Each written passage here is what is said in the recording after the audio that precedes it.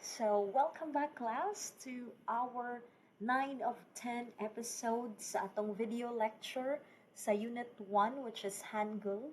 So, karon hapit na kita mo end sa atong discussion sa Unit 1 and ako nang hinaot nga daghan mog nakatunan nga inyong yung na-appreciate ang series of video lecture. So, kinahanglan inyo gid siyang tan-awon para you can follow and go through with Unit 1. Okay? So, kaning portion karon sa atong 9 of 10, this is one of the, very important, episodes tungod kay daghan kayo tag mga ihatag diri karon, especially when it comes to the pronunciation. Okay? So, there are things that we need to remember and mao ni siya ang gitawag nato og pronunciation tips. So, unsa man ni ang mga different tips? So, number 1, ang e ug ang e are supposed to be distinguishable in pronunciation. But in many cases, they are not distinguished these days. So, e and the e. Okay? So, if ato siyang i-pronounce o i-produce, no? If atong i-articulate ang syllable, in a sense nga, syllable lang siya, tagsa-tagsa, maka-distinguish na sa iyahang difference. Pero if we immerse in a Korean-speaking community, ang mga Koreano-Koreana, they speak in, Korean language, Hangugo, that's Korean language. Hangugo, okay? Hangugo, Korean language. So, if they speak in Hangugo, we may not be able to see the difference kay very fast man sila mostorya, di ba? If you notice in K-drama, maura man ginay akong mahatag yun nga mga example nga special katong tigtanaw maka-relate yun. So katong dili mo tanaw, pwede sad maghinay-hinay ta og tanaw-tanaw kung naay time, kung naamoy mga K-drama nga naka-store sa inyong phone or sa inyong gadget or laptop or whatsoever, no, para at least makakita mo or makapaminaw gyud mo ba sa native speaker talking in Korean language in Hangugo. Okay, so that's the first one. E and then the e. So dili kay nato ma-distinguish ang difference. The second one, we have the we, and then the we. Okay? We, we. Also tend to be pronounced the same as we or as we or we. Okay? Pero, kung ato siyang tagsa-tagsaon yun, na makakita yun ta sa ilang kalahian, no? Pero, again, kung ato siyang, when we speak and then in a manner nga pang native-like, muna usahay, maglisod ta og decipher, maglisod ba ta og sabot, dili kay ta dali maka-catch up bisan unsa or dili kay ta dali makakuha bisan og unsa pa siguro nga naa na ka exposure sa Korean language, pero kung maminaw ta yung gyapon ta ha unsa ganito yung giingon, di ba, natay tendency ing ana and dili lang kamo ako sa gyud pud, okay, na ako'y tendency gyud nga ing ana kay dili pa man nato kabisado ang tanang vocabulary and also the speaking.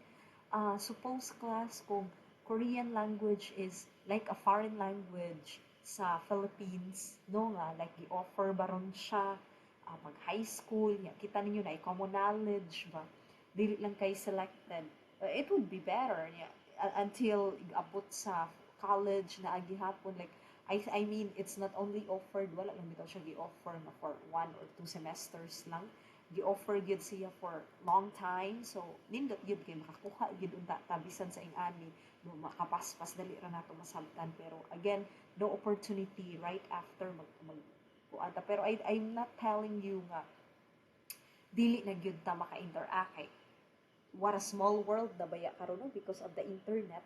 So you can really look for community that would help you enhance or build your Korean language speaking skills if only you would want to pursue. Okay, kung ing ana gyud ta ka motivated ba nga mo go gyud ta mo pursue gyud ta, then it's not impossible.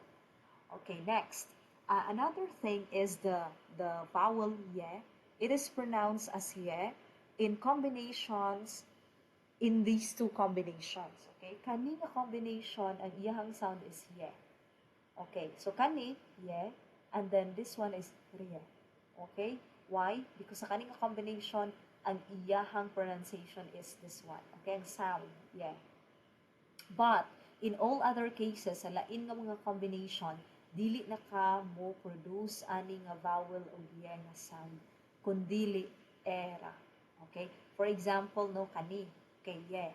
Kani, shelye. Shelye. Pero, kani siya class, it's not anymore. Moingon ka nga shelle. Kani siya, moingon na ka nga shige. Okay? Shige. Shige. This is shige. Shille. Shilye. Shille. And then this one is ye. Pero kani, shige. Okay, repeat after me. Ye. Shilye. Ye. Shilye. Shige. Okay, ye. Shilye. Shige. Shille. Ye. Shige. Okay, nakuha ninyo. So, kani siya pareho raha ang pag-produce sound ani. Ye, ye. Ye, ye. Ye, shille. Kani, shige. Shige. Okay. So, nawa ang Y ani dire. Okay. So, next. When the preceding consonant of we isn't iyang, so, ang we nimo, it will be pronounced as E. Okay. So, kani, kay iyang man ang iyahang nag-una, so it will be uisa. Okay? Uisa. Kani, di ba? Iyang uimi. Okay? Uimi. Uisa, uimi. Pero, kani kay dili man iyong class ang nag-una niya. So, according to the rule, ang we will be pronounced as E. So, di kami nga huida. Di kami nga huida, but you would say hida. Hida. Kanipod, unsa ni? Muni. Muni. Muni. Muni. Okay. Uisa, uimi, hida, this one hida, and huni.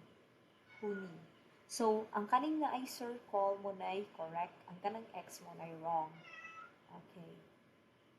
Take note on that. Okay, so now, write the following words and then do it in your notebook for practice. So, suwatan ninyo, tanawo na to ang model, so you may pause the video and then suwatan ninyo. So, we have kemi, kemi, you know it's and, right? Yegi, yegi, kemi, yegi, kage, shige. So, na-introduce na niya ang kaninga mga vocabulary sa ato ang previous na episode o previous part, which is part 8 of 10. No? Kemi, yegi, kage, shige. Okay. Okay, please write it in your notebook. So, again, ato lang basahon pag-usab. We have kemi, that's ant. Okay, ant. You know what's ant? Okay, we know hormigas. Next, we have yegi. Okay, unsa man ning yegi class? Yegi, that's story. Okay, ay kalimot na ana sa ato ang kuan, na ana sa atong previous nga part. And then kage, kage is store. Kage. Next, okay, very important vocabulary, shige. Shige, clock. We see it in daily basis, no? Tanaw ta og relo. Okay, pero karon anyway, cellphone naman. Hyodepon. We kind of watch or look at our hyodepon. O naman na, which is cellphone, handy phone. Next, kwaja. Kwaja, this is snack. And then we have the pig. So, kwaja, that is the snack. Okay? Snack. And then, for the pig, we have Duiji. Okay? Duiji. Duiji, that's pig. And then, we have here, next, we have the next word that is pronounced as, we have, that's actually company, no? I mean, in translation, and 회사. 회사. 회사. Okay?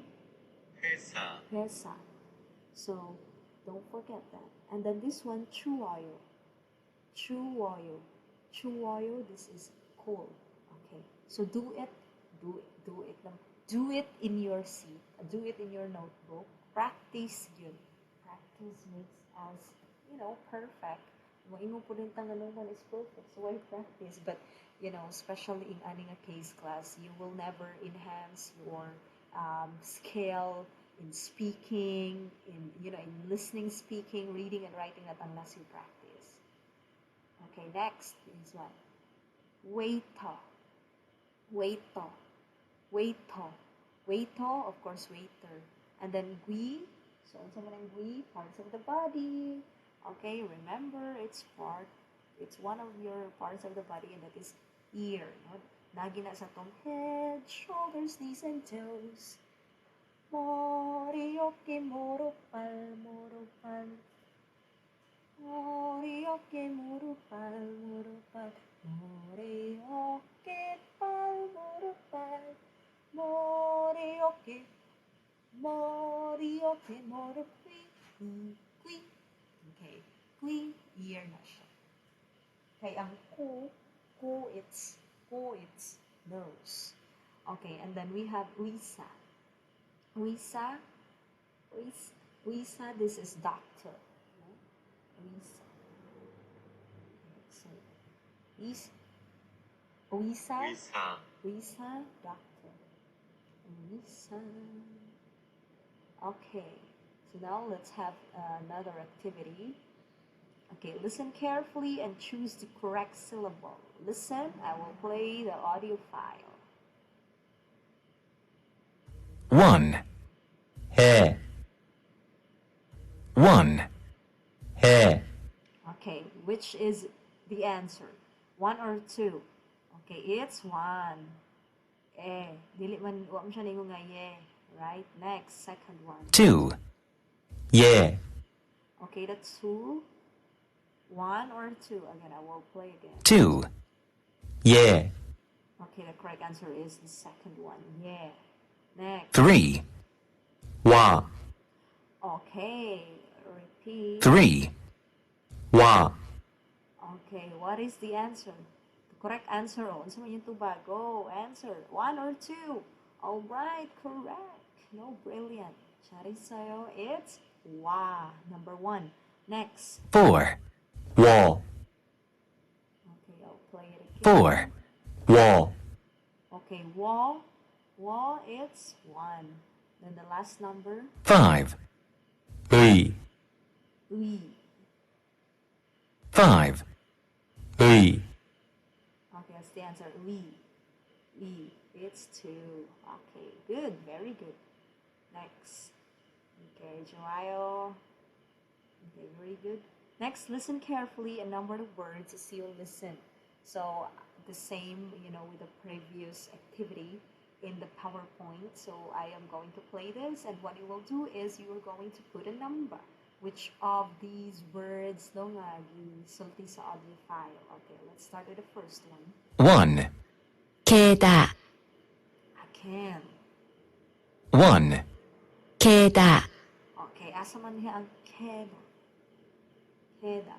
Okay, this one, right? Next, the second one. 2. 위.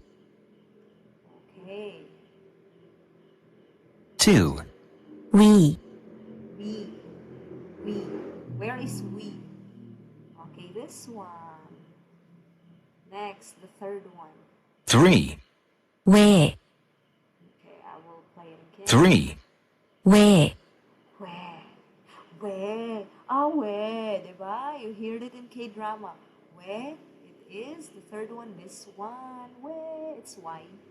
Ay, na-reveal ng fourth class. Sige, di na lang. Wala na iko, anak. Na-reveal na sa ng 5. Okay, the fourth 4. one. 쇠고기. Again. 4. 쇠고기. Sugogi.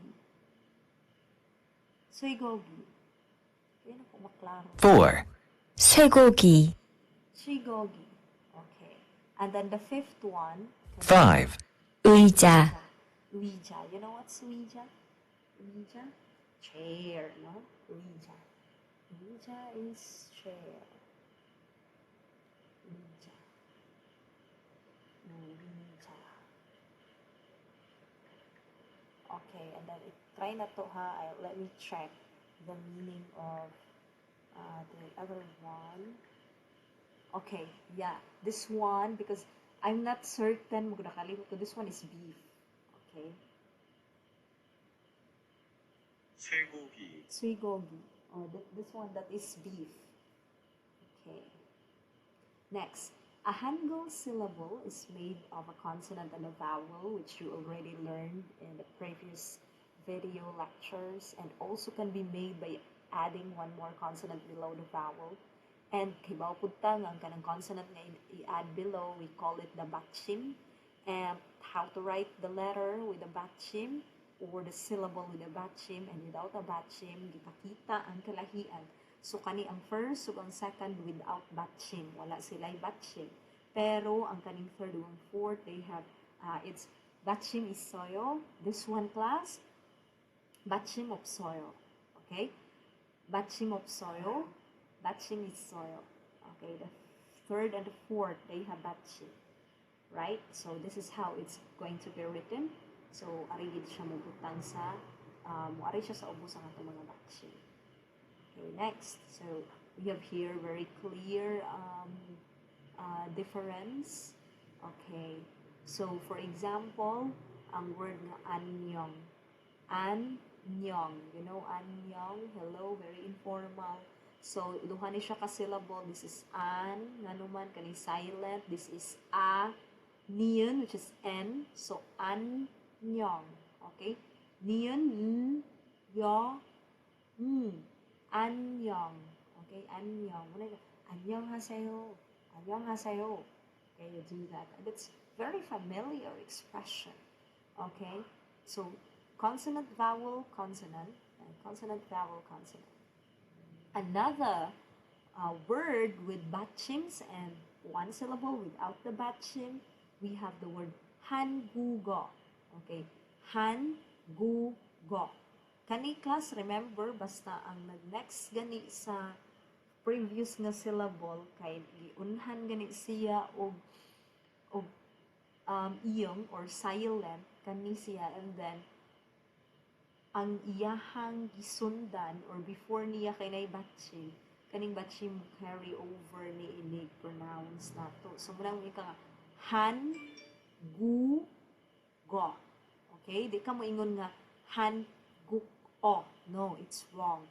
The principle behind the pronunciation, very important, is the carrying over of the batchim once gisundan si og syllable nga ang nag-una kay silent or iyong. So it becomes hangugo. Okay?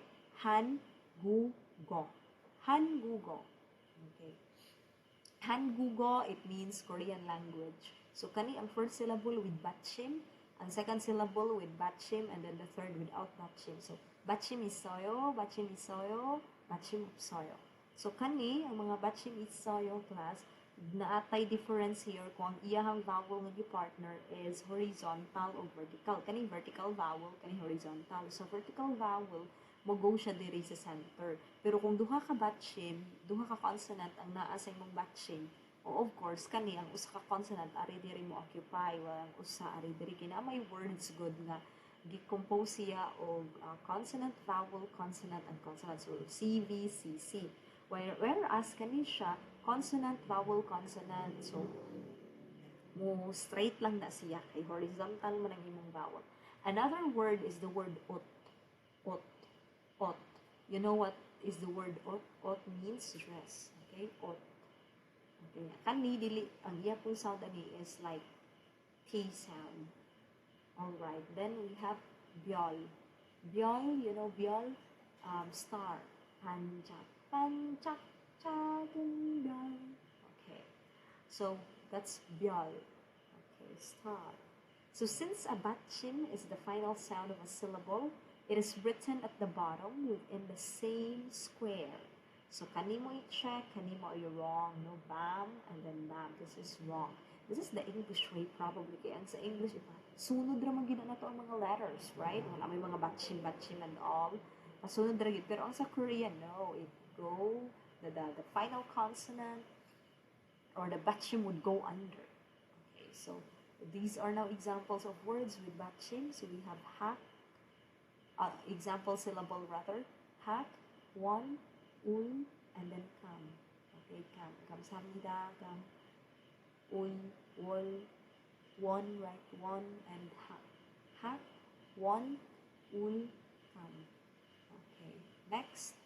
Double final consonants are combined in the following ways to form syllables. So, mauna ni siya ang mga syllables na naay double final consonant. So, duha ka buok consonant that act as a batching. So, we have here, for example, kani, kani, kana, kana. This is how you guys should write it. So, like, diba, mag-imagine magita o square, ani, and then in this case, mag-divide na siya o kaupat ang atuang square. So, kani first a space, second space, third space, fourth space. But imagine it's, a square really. Now, the position for writing double final consonants. In the case of double final consonants, the position for final consonants is shared and the two consonants are written from left to right. So, kani siya up, bit, up, and cup. This one here, that's just a center, right? Kaya usara man yung consonant. So, it's like in between the two letters or the two characters above. Pero kani siya, kay duha naman. So, isod lang po yun siya class sa duha ka square. Okay, very set. So, tanaw na ito kung saan siya ang proper way of writing. So, writing in Korean alphabet, dili lang di ay yun stroke ang ato ang timan-an, no? But even the placement of the characters in a syllable block and even kung asa yun sila dapita o kung sa ilang katungod, you have to be meticulous here. Okay, next. A syllable with a batchim cannot be difficult to read when the vowel and the batchim are connected. Okay, these syllables can be easier to read if you find the vowel first and then separate the initial and the final consonant. So, find the vowel first. Tanaw na to ang vowel. U, diba? This is the vowel. U. And then, after, or like kani O. O. O manay ang vowel. Kani O. And then this one, U. O. U. Okay, so find the vowel first. It's the very first thing that we have to do. Look at the vowel first. U. O. U. O. So these syllables can be easier to read, remember, if you find a vowel first and then separate the initial and the final consonant. So Korean consonants are pronounced in 7 representative sounds when they are located at the end of a syllable as a batchim. For example, so pito ra gid na ka representative nga sounds class ang makuha na to or ang atong ma-produce if ang mga consonant act as batchim. For example, in syllables such as this, syllables. Kung atong tan-aw, ilahi siya og spelling, right? Pareho siya o initial consonant o vowel, pero lahi siya og batchim. Pero ang pag-pronounce ana niya class is only one. Okay? It's just the sound of this. So, mayroon rin mo ka nga. Pa, pa, pa, pa. Okay? Pa, pa, pa. So, and therefore, the three syllables will be pronounced as the same sound as pa. So, remember class, kung ang imuhang syllable gisud aning square brackets, it means mauna ang pamaagi sa pag-pronounce. Okay? Maunay pronunciation. Kaya kuan mo na siya, phonetic transcription na symbol. Okay? And then when we say phonetic, it's the sound. It's not siya pagbasa. Kani kay unsaon siya pagsuwat. Pero sa pagbasa lahi na. So, muna yung pagsuwat, pero pagbasa same ra siya o pronunciation. Okay, next. The iyang, which has no sound value as the initial sound, is pronounced as NG as a batchim. So, kung batchim ni imong iyang, kaning circle, if mo appear siya sa last, or mo appear siya as batchim, ang iyang sound na is sound. Okay, for example, kani, we have sang, song, and chang. Sang, song, Chang. Okay, so okay, kani Sangcho. Sangchu. Sangchu. And then we have Sangja. Sangja. Sangchu. Sangchu. Sangja. Yan, kaning usa. Sangjang. So, kaning sangjang, gani og. So, mura siya og reward. Mura siyang certificate also. Let's try to take a look at. If we say sangchu, it means lettuce. Okay, ako to lang balik. Tanaw na to ha class ang pag-pronounce it. Sangchu. Remember, it's the U sound. No? So you will Sangchu. Okay, remember that. Sangchu. Sangchu. Ay lang po din yung i-overdose. Ay ako na ko'y tendency ba nga i-exaggerate. Di na hinuon siya, nindot paminaw. And then we have Sangja. And then we have Sangjan. And the last is Kanyo. We have Sango. Sango. Sango. Okay, Sangchu. Alright, next. So write the following letters. Okay, you only have to create the grid in your notebook. Swat-swato ninyo. And then, naman tayong mga model here. And then, you just have to follow. So, kani, combine with kani, and then, niyan, an. And then, kani, gun. Right? Gun. Nun. And then, dun. So, i-combine ni siya. And then, after kani, combine. Then, combine. And then, combine. Hangtod, mahumanin niyo og answer ang mga grid. So, do it now in your notebook for practice. Okay, so, I believe you're done writing, so let's try to take a look at now the answer. So you may check, no? Check your paper, tanawan ni ang kaningaan na sa mga squares. And then see if asa mo na sayop sa pagsuwat. And then correct your paper. No? Check kan, korehian. This is important. Okay. You may also pause if you think very fast ra ang pag-enter na ko sa mga answers. So please feel free to pause the video. Okay, alright. Next, let's proceed. Okay, another writing practice. So here, okay, another syllable and you combine with the batchin. So kani siya mo ni mga batchin. Same here, these are now the batchins. So now you are writing syllables with batchin. Okay, so pause and then write. Okay, and then let's see. Okay, these are now the answers. So please try to check your paper and then kung namoy mga sayop, correctionan ang sayop. Okay, kaya na naman yung mga tubag. And this will be your basis. Next. Okay, now I believe let's end here our part 9 of 10. And the next meeting, let's look into the part 10 of 10. And we'll be looking into this one. I believe we're done with this word na nabalik na ni siya class. So we'll take a look at here next, video part of the video lecture. Okay? So thank you so much for watching. I hope na napud mo'y nakatunan sa kaninga part.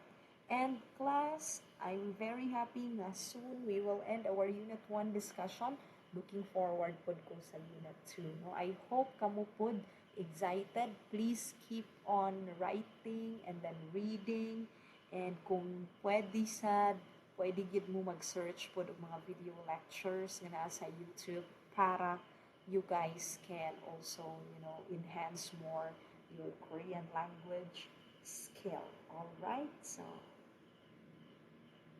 see you sa part 10 of 10.